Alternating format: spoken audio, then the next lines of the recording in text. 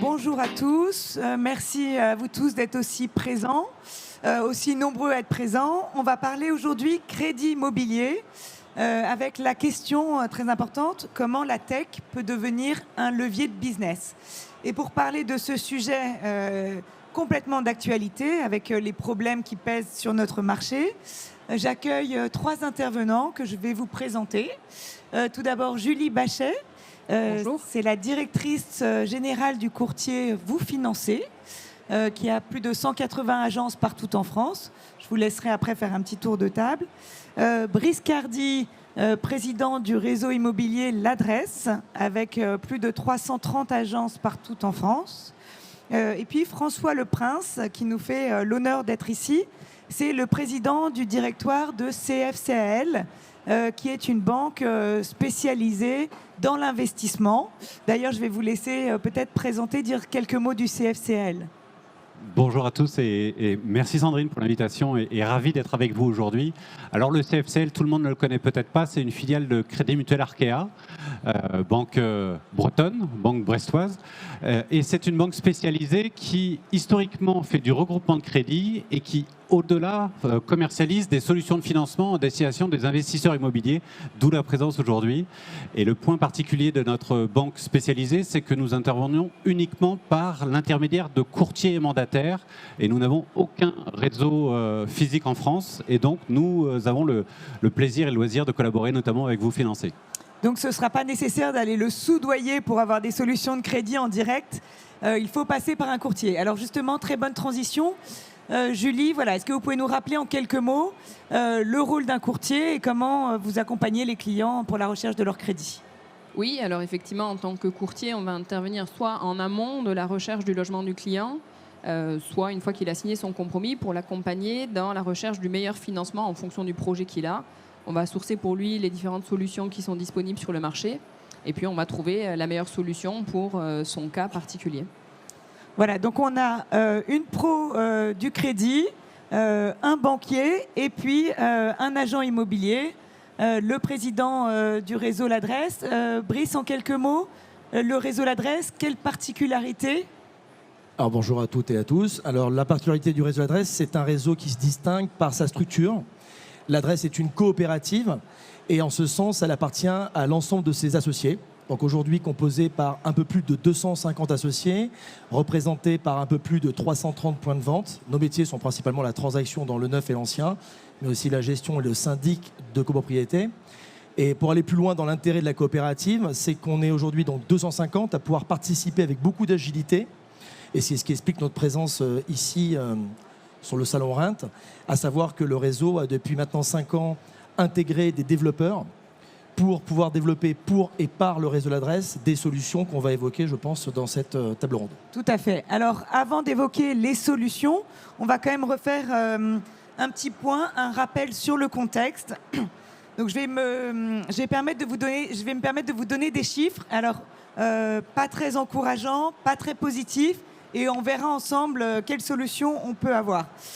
Alors, le contexte du crédit immobilier, vous le connaissez. On a des taux moyens de crédit aujourd'hui à 2,05%, toutes durées confondues. Ce sont les sources Crédit Logement. On était à 1,04% il y a tout juste un an. Donc, des taux de crédit qui ont progressé de 1 point. Du coup, la baisse de la capacité d'emprunt pour 1 000 € par mois, qui est très forte, puisque aujourd'hui, on a perdu 30 000 € de capacité d'emprunt par rapport à il y a un an. Pour une même mensualité de 1 000 € par mois, on emprunte 30 000 € de moins. Donc, c'est 30 000 € de capacité d'achat aussi en moins. Résultat, une baisse de la production de crédit sur le dernier trimestre de 34% par rapport au même trimestre l'année dernière en 2021. Et enfin, une hausse également des refus de prêts, puisque pratiquement un prêt sur 2 aujourd'hui est refusé par les banques. En cause, voilà, si je pouvais vous interroger, je pense que vous auriez la réponse. En cause principalement le taux d'usure. Du coup, on est là pour vous expliquer en quoi le taux d'usure est bloquant et surtout pour trouver les solutions et voir comment la tech peut être un levier de business. Alors du coup, d'où vient vraiment le problème? Tout d'abord, Julie, puisque vous êtes quand même très bien placée pour connaître ce problème, est-ce que vous pouvez nous rappeler en quelques mots ce qu'est le taux d'usure? Oui, alors bon, le taux d'usure, assez simplement, c'est le taux au-delà duquel une banque n'a pas le droit de prêter. il est calculé sur la base des taux effectivement pratiqués par les banques sur le trimestre précédent, augmentés de 30%. La problématique qu'on a aujourd'hui, c'est que les taux augmentent très fortement et beaucoup plus rapidement que le taux d'usure qui n'est revu que tous les 3 mois. Donc résultat, aujourd'hui on a un écart qui est trop faible entre ces taux plafonds et les taux proposés par les banques. Et Exactement. Du coup, mécaniquement, un système d'éviction. Alors effectivement, à partir du moment où les banques prêtent aujourd'hui à des taux qui sont quasiment déjà le taux d'usure au-delà duquel on ne peut pas aller, si on doit rajouter à ce taux l'assurance, les frais de dossier, les frais de garantie, on a très rapidement des dossiers qui, alors que le profil est très intéressant, ne peuvent finalement pas accéder au crédit parce qu'ils ont plus de 40 ans et que l'assurance est un peu chère, parce qu'il y a des frais de dossier importants. Mais bon, le premier sujet, c'est quand même l'assurance et le taux d'intérêt auquel la banque prête. Tout à fait. Alors, François Leprince, donc on le rappelle pour ceux qui viennent d'arriver, vous êtes banquier au sein du CFCL. Comment le taux d'usure impacte concrètement votre activité? Depuis quand ce problème est là? Et voilà, aujourd'hui, est-ce que vous pouvez nous expliquer concrètement comment, enfin en tout cas essayer, comment se refinancent les banques et pourquoi aujourd'hui elles ont du mal à prêter? En fait, c'est assez simple. Au fin d'année dernière, les taux d'intérêt étaient à 0. L'OAT 10 ans était à 0. Aujourd'hui, elle est à 3% quasiment. Et ce qu'il faut bien avoir en tête, c'est que pour que la banque prête, encore faut-il qu'elle se refinance et qu'elle aille chercher une ressource. Et cette ressource, c'est les taux d'intérêt qui ont très très fortement cru depuis janvier 2022, contexte géopolitique, les actions de la BCE. Mais au-delà des taux d'intérêt sur les marchés, il y a aussi le risque de crédit de la banque et également les différents dépôts que peut détenir la banque. Et aujourd'hui, factuellement, le contexte fait que le taux d'usure immobilier, qui est à 3,05%, il est inférieur au coût auquel un établissement bancaire se refinance. Donc bien évidemment, pour un établissement bancaire, il est difficile de prêter moins cher que le coût de la ressource, étant entendu qu'il faut également prendre en théorie en compte le risque de défaut de l'emprunteur et le coût de gestion. Je ne parle même pas de la marge bancaire sur un crédit qui pourrait être octroyé. Donc bien évidemment, dans une situation où aujourd'hui le coût de refinancement il est supérieur au taux d'usure, la banque, soit elle vend à perte, ou alternativement, elle va réduire sa production pour minimiser la perte qu'elle génère aujourd'hui quand elle octroie un nouveau crédit. Donc c'est extrêmement concret. Et effectivement, ce qu'on voit sur notre marché, c'est qu'il y a certains établissements progressivement qui quittent certains segments de marché. Nous, on a fait le choix de rester présents sur l'ensemble de notre gamme de produits, mais dans des volumes plus réduits.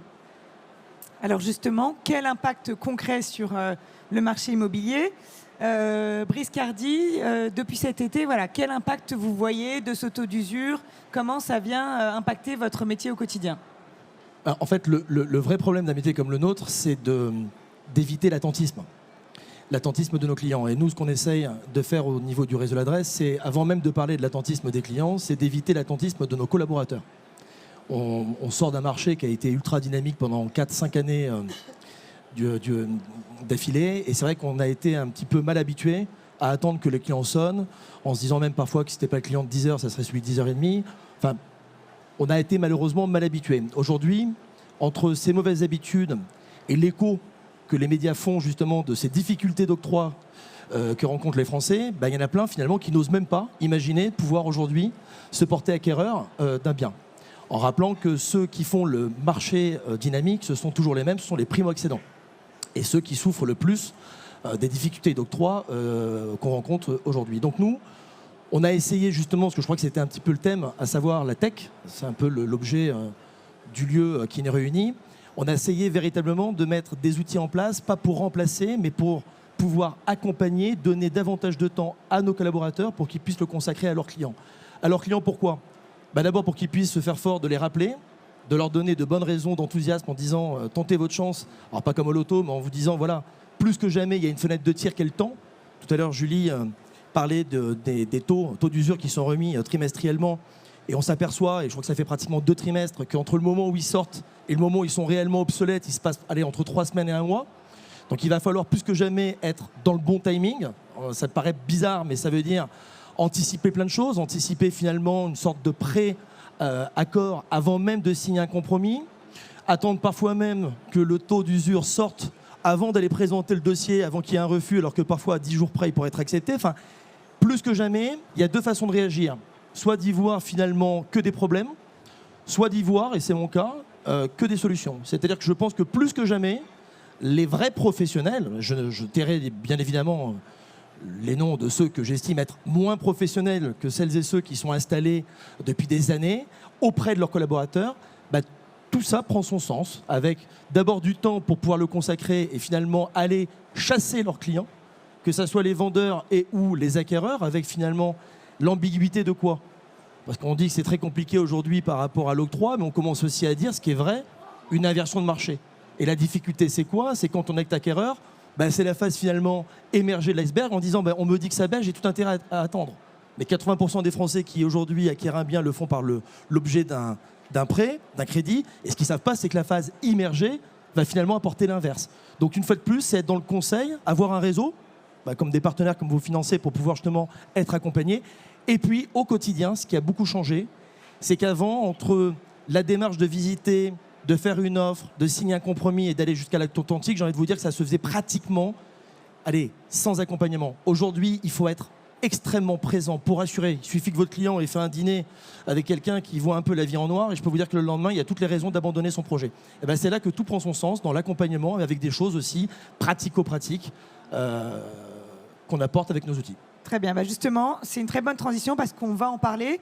Donc on voit bien que le financement, c'est quand même au cœur du sujet et du marché. Ça peut être un vrai point bloquant.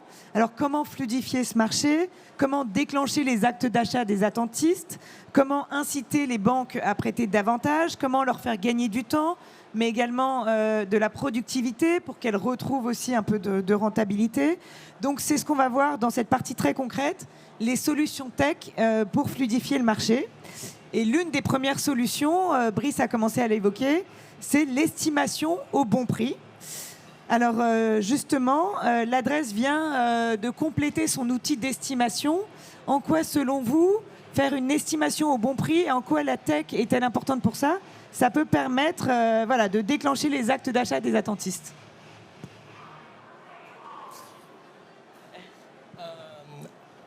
Pardon. Oui, j'ai entendu la tech. L'estimation. Alors nous, on a un outil historique qu'on a déposé à l'INPI il y a plus de 20 ans qui s'appelle le Valoris, qui est propre à la marque L'Adresse, qui est différentes méthodes pour pouvoir justement, c'est ce qu'attendent les Français. Je crois qu'il y a eu un sondage qui a apporté la preuve que les Français vendeurs attendaient d'un professionnel l'explication du prix à 80-90%. Donc nous, on a différentes méthodes sur la revalorisation, la méthode si c'est un investisseur qui achète, parce qu'il n'a pas forcément les mêmes attentes, donc la méthode dite par rentabilité. Méthode comparable par rapport si le logement était neuf, avec tous les indicateurs qui se compliquent aujourd'hui, qui se complexifient par rapport à tous les indicateurs de RTT, etc. Et nous, il y en a deux qu'on a créés. Il y en a une qui est la revalorisation par financement. C'est-à-dire qu'on a développé un algorithme qui permet en temps réel d'apporter la preuve que, une fois de plus, alors je paraphrase un peu, mais vous pensez que le prix baisse, mais automatiquement, on apporte la preuve que quand il baisse mécaniquement. Pourquoi ? Parce que, vous l'avez dit tout à l'heure, les Français peuvent moins avoir recours. Ils ont perdu finalement dans leur capacité d'emprunt. Et finalement, ça bénéficie aux banques, aux dépens des vendeurs. Et quand on pense que les prix baissent, finalement, factuellement, coût du crédit induit, finalement, le bien, on l'achète plus cher. Donc ça, on l'a mécaniquement automatisé dans nos outils pour pouvoir permettre, une fois de plus, à tous nos collaborateurs du réseau L'Adresse d'avoir un propos qui soit beaucoup plus objectif, beaucoup plus factuel pour pouvoir l'apporter auprès des clients. Oui, aujourd'hui, il est essentiel de démontrer via la tech aux vendeurs que le prix est estimé de façon scientifique et pas uniquement au doigt mouillé. C'est ça aussi là où on voit la différence. C'est tout à fait ça. Et l'autre, Julie, justement, je pense qu'il est aussi essentiel que les particuliers aient aussi une idée de l'avancée des dossiers, notamment des dossiers de crédit, et de l'avancée des projets de leurs clients. Et donc, qu'est-ce que vous pouvez nous dire là-dessus ? Vous avez également mis en place un outil qui va permettre un suivi en temps réel des dossiers ? Alors là, c'est même deux outils, effectivement, puisque Brice le disait tout à l'heure. Aujourd'hui, il faut aller très vite. Parfois, la fenêtre de tir, compte tenu de l'augmentation des taux d'usure et du temps qu'il faut aux banques pour le répercuter, il faut dégainer en quelques jours ou moins d'un mois, en tout cas, ça c'est sûr. C'est l'un des intérêts de faire appel à un courtier, c'est que nous, on a accès en temps réel aux conditions proposées par une banque, aux cas dans lesquels elles interviennent ou pas, ou plus, ou qu'elles vont réouvrir, à quel moment, etc. Donc on a une info beaucoup plus précise que ce que le client peut avoir en allant contacter sa propre banque à l'instant T. Donc nous, on a souhaité fluidifier en offrant la possibilité à nos partenaires, d'un côté, de nous envoyer des contacts quand ils ont le client avec eux directement. Donc quand le mieux, c'est toujours de pouvoir se rencontrer, mais effectivement, ce qui est important, c'est aussi la réactivité. Donc on a un outil qui permet à nos partenaires de nous adresser des contacts, de prendre un rendez-vous directement dans l'agenda de nos conseillers de manière à s'assurer que leurs clients vont être reçus rapidement et qui vont, là aussi, par le biais de cette appli, pouvoir suivre l'état d'avancement du dossier du client qu'ils nous ont confié. D'un autre côté, on a également une appli mobile qui est à destination de nos clients, par l'intermédiaire de laquelle ils peuvent non seulement prendre des rendez-vous, mais ils peuvent aussi, en amont du rendez-vous, d'ores et déjà télécharger directement les pièces qui constituent leur dossier, de manière à ce que quand ils arrivent en rendez-vous, on a déjà pu pré-analyser les éléments essentiels, calculer leurs revenus, analyser leur relevé de compte, puisque finalement c'est souvent le nerf de la guerre. Et donc ça veut dire que quand ils viennent en rendez-vous, un peu comme l'a dit Brice tout à l'heure, finalement on va se concentrer sur la solution plutôt que sur un temps d'analyse qui en lui-même n'a pas vraiment une forte plus-value. Donc la tech, nous, on la voit comme une manière de se libérer de tâches administratives à très faible valeur ajoutée pour se reconcentrer sur le conseil qu'on peut apporter à notre client, je dirais client au sens large, client partenaire apporteur d'affaires, client partenaire bancaire et évidemment client final. Donc oui, on voit bien qu'il y a deux composantes essentielles, le temps, parce que c'est vrai qu'on a également des taux de crédit qui augmentent très vite, et puis le prix, le juste prix. Et ça, c'est pour ça, François, je voulais vous interroger, puisque vous travaillez aussi beaucoup avec du crédit hypothécaire, donc basé sur la valeur d'un bien qui est donné en garantie. Ça aussi, vous allez nous en reparler. Donc ça permet aussi de financer des investisseurs qui aujourd'hui ont des problèmes pour se financer. Et ça aussi, je pense que ça intéressera ceux qui nous écoutent aujourd'hui. Et du coup, comment estimez-vous au plus juste voilà, les biens que vous prenez en garantie, voilà, sur quel système d'estimation vous travaillez? Alors, ce qui se passe, c'est qu'effectivement, en tant que banque spécialisée, contrairement à la majorité de nos confrères, la prise de garantie nous s'effectue par hypothèque. Et donc, concrètement, au sein de la banque, on a une équipe d'experts immobiliers présents physiquement pour valoriser tous les biens sur toute la France métropolitaine. On a plus de 60 000 sûretés en France sur les crédits qu'on octroie. Et concrètement, ce qu'on fait, c'est que aujourd'hui, on a les dossiers qui nous arrivent de nos apporteurs, mais au-delà, on va de plus en plus chercher de données additionnelles issues justement de l'open data ou d'éléments complémentaires pour essayer de mieux expertiser, valoriser le bien. Et bien évidemment, au-delà de ces données additionnelles qu'on peut être amené à prendre en compte, il s'avère que nous, le ratio hypothécaire est une donnée importante pour nous sécuriser sur la valeur du bien et donc sur le crédit qu'on peut octroyer. Au-delà, on parlait du temps. Le temps, c'est de l'argent. Et c'est vrai que toute la fluidification du process d'octroi est essentielle, à la fois chez le courtier, mais également chez nous. Et que concrètement, prochainement, on va lancer un certain nombre d'initiatives sur les expertises automatiques sur un certain nombre de biens pour éviter justement de devoir passer par l'étape physique du conseiller et de l'expert chez nous. Alors également, toujours sur cette donnée temps, c'est vrai qu'aujourd'hui, quand quelqu'un dépose un dossier de crédit, attend peut-être un mois pour avoir une réponse et après un refus, ça peut évidemment poser problème et aussi décaler des ventes. Voilà. Donc aujourd'hui, est-ce que l'une des solutions, ça va pas être et n'est pas déjà dans l'échange de données informatiques que vous faites avec vos partenaires? Ça permet du coup d'envoyer directement des flux, peut-être d'avoir un scoring. Est-ce que c'est quelque chose vers lequel on peut tendre? Est-ce que ça va être une façon pour vous, banquiers, de gagner du temps et aussi de l'argent? Alors, pour être clair, on ne va pas tendre, on le fait déjà. Alors, on le fait déjà. Nous, on a une particularité, c'est que, comme je l'évoquais tout à l'heure, on est dans un modèle B2B2C. Donc, ce sont les courtiers, les mandataires qui nous apportent des affaires. Concrètement, quand un courtier ou un mandataire nous apporte un dossier, alors il nous l'envoie soit via notre extranet, soit via API, et sur une partie de notre gamme, on vient de lancer en fait une analyse automatique des dossiers qui nous arrivent. Dit autrement, on sait d'ores et déjà, et le courtier, dès qu'il dépose son dossier, il sait s'il a bien transmis l'ensemble des pièces de façon automatique, et il assure à la fois la complétude et la qualité des pièces qu'on reçoit. Et que concrètement, ce premier process qui est déjà en cours sur une partie de nos regroupements de crédit va être étendu sur l'ensemble de notre gamme de produits. Ça, c'est une réalité concrète.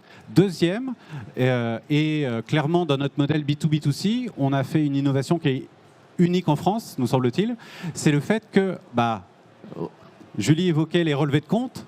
Et les relevés de compte, c'est le nerf de la guerre pour analyser la solvabilité et la qualité de crédit de l'emprunteur. Eh bien, au lieu de recevoir les relevés papier, scannés, d'une qualité plus ou moins douteuse selon les dossiers qu'on reçoit, eh bien, ce qu'on accepte dorénavant, c'est un fichier informatique sur lequel, finalement, on va dire à l'apporteur, demander le consentement de l'emprunteur pour faire l'agrégation automatique de ce compte bancaire. Donc là, en l'occurrence, on passe par la société Budget Insight, qui est une autre participation de Crédit Mutuel Arkea. On dit aux courtiers, soit vous êtes connecté à Budget Insight, soit on leur propose une solution prête à l'emploi pour pouvoir agréger automatiquement les comptes de l'emprunteur. Et donc, on va recevoir le fichier automatiquement de l'ensemble de ces comptes bancaires et on va les analyser automatiquement, remettre au courtier, c'est-à-dire que le courtier il aura exactement les mêmes informations que nous et les mêmes analyses que nous. Et tout ça pour un gain de temps évident dans l'analyse chez nous et donc dans l'instruction globale du dossier de crédit. Donc ça, c'est toute la partie analyse, mais évidemment après, l'humain, enfin une rencontre quand même humaine pour un sujet aussi important que le crédit immobilier. Alors, bien évidemment, comme l'a rappelé Julie, là, l'objet, c'est de fluidifier le parcours client, simplifier les tâches et garder l'expertise de l'analyse de crédit auprès des experts chez nous qui savent effectivement évaluer au mieux la qualité de crédit. Et effectivement, on a bien évidemment des experts, d'analystes pour décider de la suite à donner un certain nombre de crédits. C'est vraiment fluidifier le parcours client et simplifier l'analyse pour concentrer sur l'essentiel de la tâche. Oui, sur l'analyse du risque. Julie, vous aussi, vous travaillez sur l'analyse des relevés de compte automatiques, donc avec le CFCL, mais pas seulement. Je souris parce que c'est vous aussi, mais c'est même nous avant, puisque c'est nous qui en avons parlé au CFCL. Donc oui, effectivement. Voilà, vous a grillé la politesse. Ils sont plus efficaces, ils ont plus de moyens. Mais dans la solution que présente François, effectivement, on est dans une relation qui est B2B2C avec un prêteur professionnel, un banquier qui ne fait que du crédit immobilier. Donc il y a vraiment une sensibilité beaucoup plus forte que la majorité des banquiers avec lesquels on peut travailler. Donc effectivement, nous, ça fait plusieurs mois qu'on travaille aussi sur cette solution d'analyse des relevés de compte. Moi, je pense que tous les clients ne sont pas disposés à passer tout de suite par un agrégateur de compte. Donc on va avoir une solution qui est même un peu plus... qui est un peu différente parce qu'on va, dès le premier rendez-vous, quand on demande au client justement de nous envoyer ses pièces, on va pouvoir préanalyser ses relevés de compte avant qu'il vienne en rendez-vous et donc arbitrer s'il est souhaitable ou pas de le recevoir et quelle est la nature de la proposition qu'on va pouvoir lui faire. Et puis, vous le disiez tout à l'heure, tous, le temps c'est de l'argent, y compris au niveau des banquiers, je dirais, traditionnels. Et donc, l'idée, c'est aussi comment est-ce qu'on peut leur faire gagner du temps à eux dans l'analyse d'un dossier. Alors, je n'irai pas jusqu'à dire qu'un dossier peut mettre un mois en termes d'analyse au niveau d'un banquier, mais dans certaines périodes, ça peut être le cas. Ce qui est très long, c'est effectivement cette partie-là. Et nous, on se dit, chez Vous Financer, si on leur amène un dossier dans lequel cette partie d'analyse a d'ores et déjà été réalisée, c'est du temps qu'ils vont gagner aussi dans l'instruction du dossier. Et dans la période qu'on connaît aujourd'hui, c'est potentiellement éviter que la proposition de crédit, elle prenne 0,20, puisque en l'espace de 10 jours, la grille d'une banque, elle peut changer aujourd'hui. Et donc, un dossier qui pouvait passer hier, il ne passera plus demain parce qu'il y a eu une révision de la grille des taux. Donc, effectivement, c'est l'ensemble de ces outils qu'on met à disposition. Et puis, dans un temps futur, c'est comment tout ça, on peut le plugger aussi avec notre parcours client en ligne, où le client pourra lui-même aller déjà renseigner un certain nombre d'infos et avoir sans aller jusqu'à un préaccord parce qu'on n'est pas prêteur, en tout cas, une information assez précise de la faisabilité ou pas de son projet. Tout à fait. Tout ça, du coup, au service de la fluidité du marché pour minimiser le risque de ventes cassées, si je puis dire. Est-ce que c'est un sujet auquel vous êtes confrontés, ces ventes cassées ? On a réalisé une étude dernière semaine d'août au niveau du réseau l'adresse et on a constaté, je crois que c'était pas loin de 30% de nos adhérents sondés qui ont répondu qu'ils avaient eu des casses alors que c'était un sujet qui n'avait pas lieu ces 4 ou 5 dernières années. Donc en effet, c'est un sujet qui revient. À nous de l'anticiper. On en revient encore sur le professionnalisme qu'on se doit d'avoir vis-à-vis de nos clients. Moi, il y a un mot que j'entends, je crois que François l'a utilisé une vingtaine de fois et Julie pratiquement autant, c'est le temps. Je pense que la notion de temporalité, au-delà de ce qu'on a connu avec le bouleversement du web, qui plus est le confinement, au niveau du temps, on est vraiment dans l'idée d'arriver à maîtriser justement l'indicateur du temps. Et avec, une fois de plus, le paradoxe qui est d'avoir la capacité de sensibiliser et d'expliquer à nos clients, vendeurs et acquéreurs, que le temps joue contre eux. d'expliquer au vendeur que d'un côté, les prix vont baisser et que forcément, il va y perdre. Et attendre, ça veut dire vendre moins cher. Et à l'inverse, dans ce que j'expliquais préalablement, la capacité de maîtriser son discours pour qu'il puisse être compris de nos clients, acquéreurs, en leur disant attendre, c'est pour vous aussi accepter de finalement payer plus cher à cause de l'augmentation des taux. Donc c'est vraiment c'est tout le paradoxe, c'est vraiment cette notion de temps, en expliquant calmement que le temps joue contre eux, et pour autant d'avoir la capacité de nous mieux s'organiser pour avoir davantage de temps pour le consacrer auprès de nos clients. Beaucoup plus de conseils et d'accompagnement. Alors justement, on arrive à la 4e partie de notre émission. On va vraiment rentrer dans les conseils pratiques, parce qu'on est là aussi pour informer tous ceux qui nous écoutent avec des conseils très pratiques dans votre business que vous pourrez utiliser au quotidien. Alors d'abord, on va vérifier si les agents immobiliers connaissent bien le crédit. Brice, l'un de vos sociétaires s'est prêté à un petit jeu. On a fait une vidéo au cours des universités d'été avec l'un donc de vos sociétaires et on lui a posé un quiz sur le crédit, les principaux mots du crédit, et on va voir si le son est bon. On va regarder ensemble cette vidéo pour un petit moment de détente. Vidéo.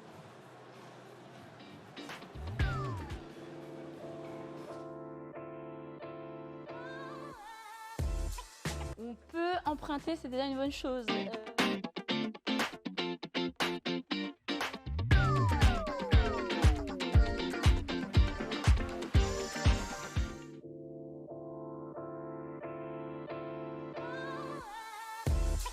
On peut emprunter, c'est déjà une bonne chose.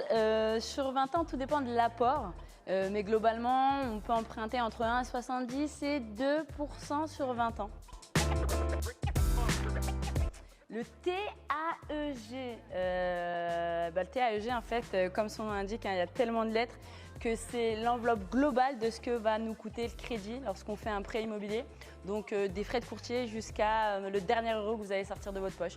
Donc c'est vraiment l'intégralité de l'enveloppe comptable qui va vous permettre de faire votre prêt.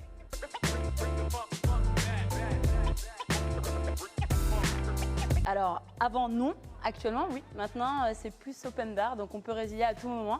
Et on peut renégocier son assurance, ce qui permet de pouvoir avancer sur son crédit immobilier. Ira, ou ira pas, je sais pas.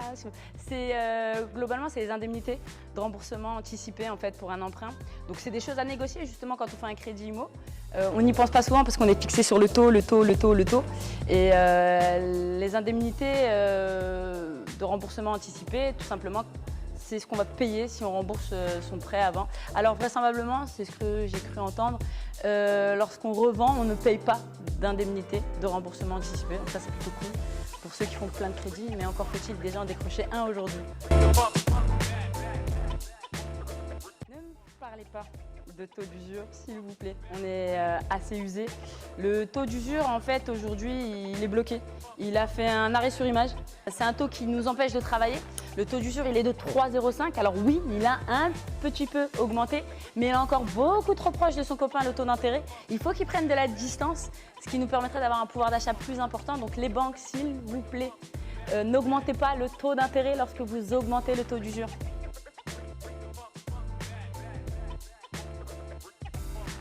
Aujourd'hui, le taux d'endettement maximum est de 35%, ce qui laisse quand même une certaine marge pour avoir un crédit.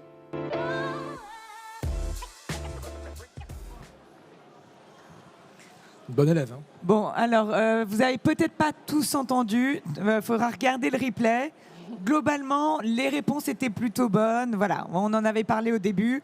Donc là, vous allez avoir les conseils en live de nos intervenants. Alors d'abord, monsieur le banquier, si je peux vous appeler comme ça, quel conseil vous pouvez donner à un professionnel de l'immobilier? Quel conseil lui-même peut donner à ses clients qui veulent investir actuellement dans l'immobilier? Parce qu'on dit, c'est plus le moment, on ne peut pas emprunter, voilà. Concrètement, quel conseil vous pouvez lui donner? Quel conseil il peut donner à ses clients investisseurs? En fait, le premier conseil que je lui donnerais, c'est assez simple, c'est d'aller voir un courtier, d'aller voir Julie Ce serait pour, une bonne idée. qui va lui préconiser les solutions de financement du CFCL, et notamment sur les investisseurs immobiliers, puisque nous sommes une des rares banques à proposer que ça soit le financement des SCI, LIR et LIS, c'est comme tout le monde. Par contre, c'est déjà pas toujours le cas.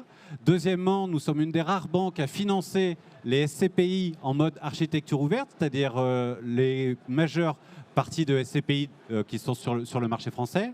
Et qu'au-delà, nous avons même un produit qui s'appelle Investis Patrimonial, où on finance les personnes morales dont l'objet est la location. Et concrètement, c'est un type de financement qui est exclusif quasiment des banques privées et que nous avons démocratisé sur un périmètre d'investisseurs beaucoup plus large. Donc je dirais que le premier conseil, c'est aller voir vos courtiers pour financer et pour faire appel à nos services. Et le deuxième sujet, c'est vraiment, et ça va être nous, une des thématiques de 2023, ça va être tout ce qui a trait aux travaux liés à la rénovation énergétique et à l'amélioration de la performance énergétique des biens que nous finançons et sur lesquels on va être amené à flécher de plus en plus une partie de nos financements sur ce type d'objet.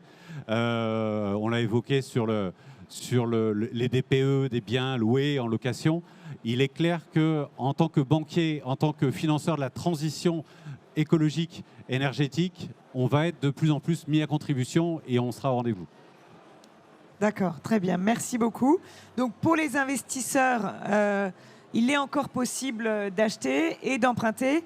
Alors pas forcément dans les banques traditionnelles, on peut le dire, et du coup dans des banques spécialisées via des montages particuliers, via des SCI, parce que la particularité des financements de SCI, ça va être, et on n'est pas soumis au taux d'usure ni au taux d'endettement. Exactement.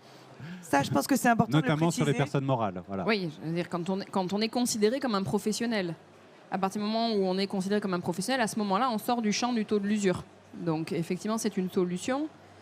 J'attends que vous me posiez la question où je rebondis tout de suite, mais effectivement, parmi les solutions qui sont à ne pas négliger pour les mois et les années qui viennent avec les difficultés auxquelles on est confronté aujourd'hui, c'est effectivement de faire appel à un professionnel.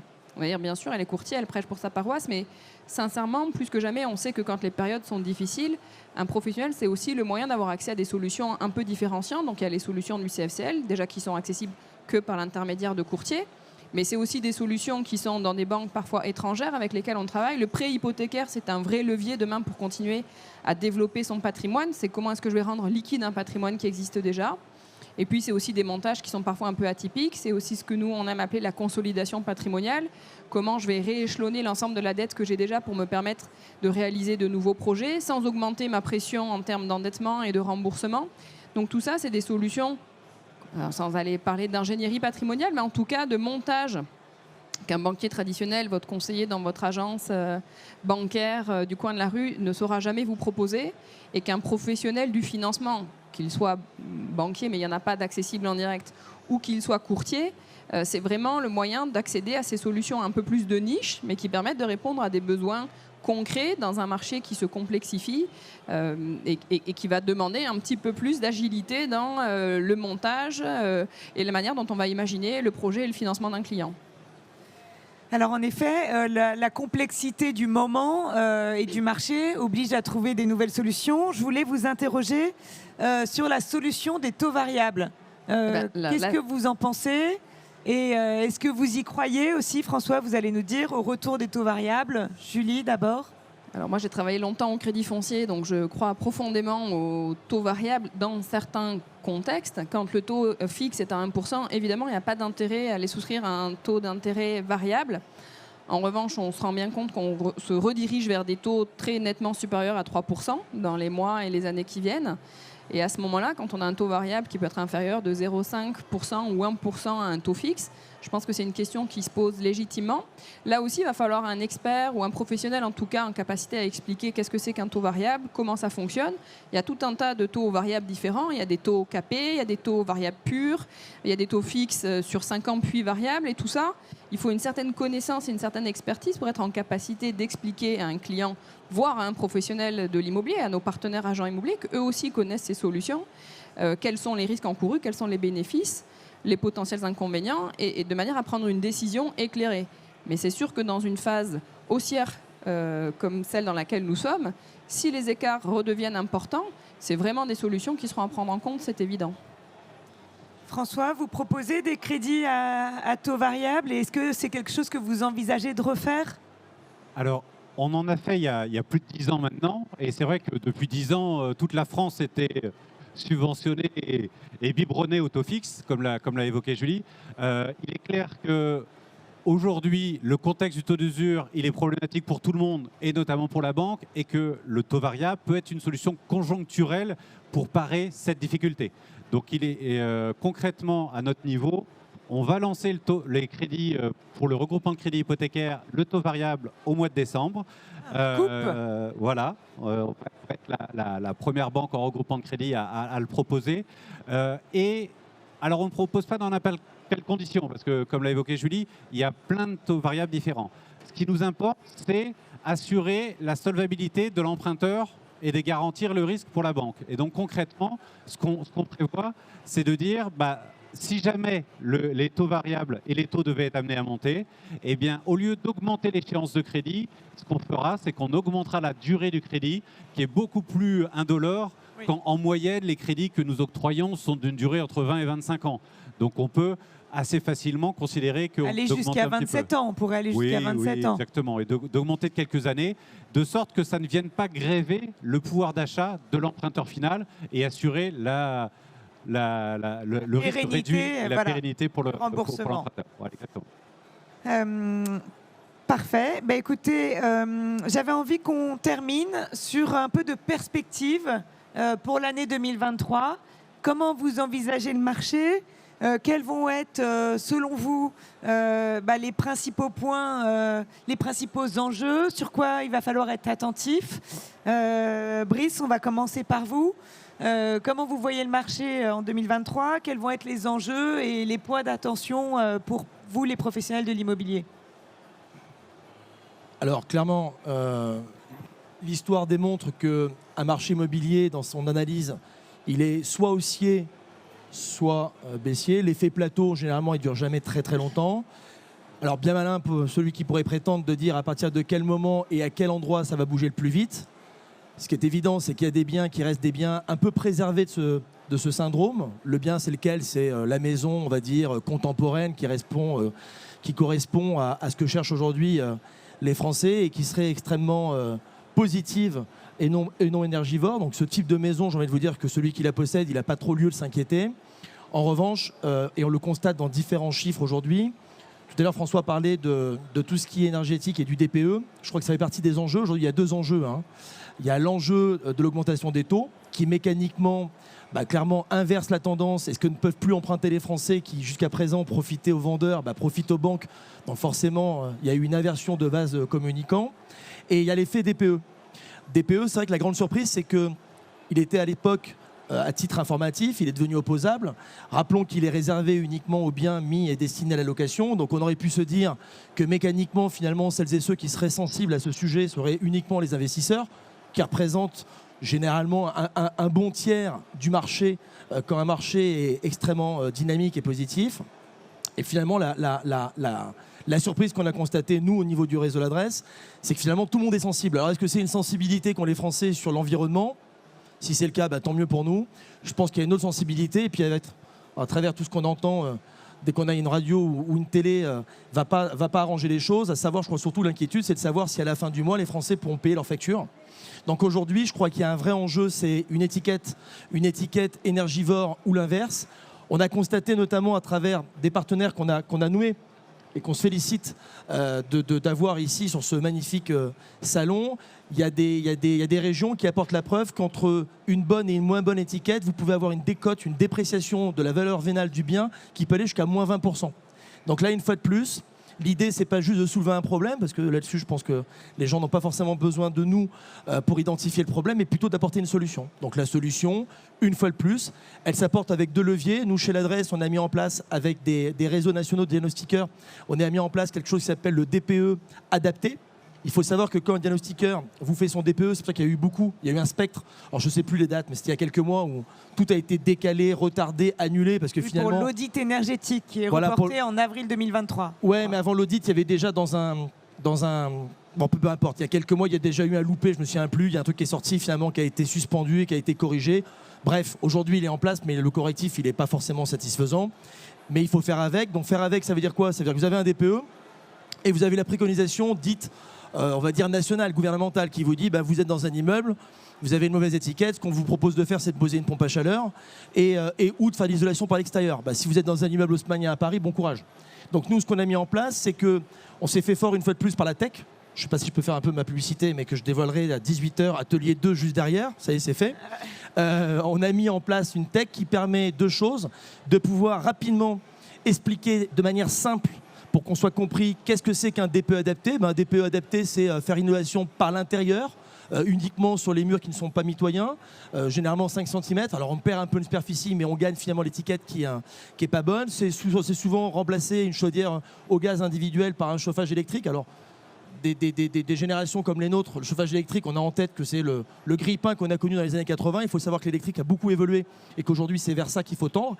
Et puis enfin, le deuxième sujet, et il a tout à fait lieu d'être évoqué aujourd'hui, c'est les partenariats. Je pense que pour accompagner aujourd'hui nos clients, il faut savoir nous-mêmes professionnels être accompagnés.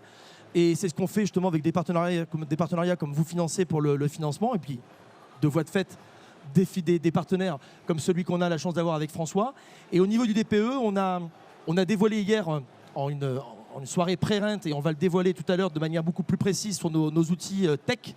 C'est des partenaires, à savoir Hiro, qui est un partenaire aujourd'hui qui apporte en quelques clics, une fois de plus, on est vraiment dans le propre du digital, c'est-à-dire une aide pour aller facilement en quelques clics identifier ce qu'on peut améliorer et bénéficier. Je parle de quoi? Je parle de tous les dispositifs. Alors MaPrimeRénov', il faut le féliciter parce que c'est un des dispositifs qui a rencontré un franc succès, mais pas que, tous les autres, et surtout d'avoir l'addition de je sais de combien je peux bénéficier, et en plus je suis accompagné par l'interlocuteur qui va aller chercher quelque part les subventions à ma place. Ouais, ça véritablement. Le financement du reste à charge. Alors ça, plus le financement auprès de courtiers qui sont spécialisés dans ce type de financement pour améliorer la performance énergétique. Donc je pense qu'il y a un véritable enjeu sociétal, et nous, professionnels immobiliers, on est là pour y contribuer. Moi je trouve que c'est plutôt une bonne nouvelle. Merci Brice. Julie, votre vision du marché en 2023, un peu plus rapidement. Donc, oui, j'allais dire très rapidement. Donc, 2 minutes. Je pense que je ne dévoilerai aucun secret en disant que l'année 2023 va être compliquée, au moins, je dirais, pour la première partie de l'année et le premier semestre. Donc il va nous falloir dans cette période-là être effectivement très imaginatif et mettre à profit l'ensemble des solutions que l'on peut avoir, encore une fois, dans des partenariats parfois un peu plus de niche. Je ne parle pas de vous, François, je parle d'autres prêteurs, mais où on peut aller chercher des solutions un peu différentes. Il va nous falloir être réactif, effectivement, accompagner les clients. Je suis d'accord avec ce que disait Brice. L'attentisme, c'est un vrai problème, puisque ceux qui attendent depuis 6 mois, finalement, aujourd'hui, ne peuvent plus emprunter. Donc, ils auraient mieux fait d'acheter il y a quelques mois un peu plus cher, parce qu'au moins, ils auraient pu acheter. Maintenant, ce n'est plus le cas. Donc, ça va être pour nous l'enjeu d'être présent auprès de nos partenaires pour accompagner leurs clients très en amont du projet et en même temps rester très réactif. Et puis, je vais être redondante avec ce que dit Brice, mais effectivement, la rénovation énergétique, c'est un vrai enjeu, à la fois pour les propriétaires, à la fois pour les nouveaux propriétaires. On voit que beaucoup de banques, aujourd'hui, sont attentives à cette lettre, vont nous demander de prévoir directement, quand le DPE n'est pas bon, une enveloppe de travaux, de la financer soit par leur intermédiaire, soit par le nôtre. Donc, effectivement, ce sujet de rénovation énergétique, c'est à la fois des contraintes pour les futurs financements et c'est aussi d'énormes opportunités parce qu'il va y avoir plein de choses à faire pour les nouveaux propriétaires et pour les bailleurs actuels. Merci Julie. François, le mot de la fin. Merci Sandrine. Alors je vais rester très humble parce que si on se rappelle les taux d'intérêt il y a début d'année 0, aujourd'hui on est à 3. Quel que sera demain, j'en ai aucune idée. Je vais être clair. La crise géopolitique. Ça doit être pratique pour faire les objectifs de production de crédit. La crise géopolitique actuelle, les taux d'intérêt, l'inflation, les actions des banques centrales, j'en sais rien. Mais en tout cas, ce que je vois, c'est que le taux d'usure, il va rester très contraignant au premier semestre et que concrètement, pour nous, notre activité de prêteur, on aura 2 années en une. Au premier semestre, plutôt au fin. Et on espère qu'au deuxième semestre, ça sera meilleur. C'est ce qu'on espère à tous. Merci beaucoup, merci à tous et merci d'avoir été attentifs et d'avoir été présents pour cette émission sur le crédit immobilier et la tech. Merci à tous.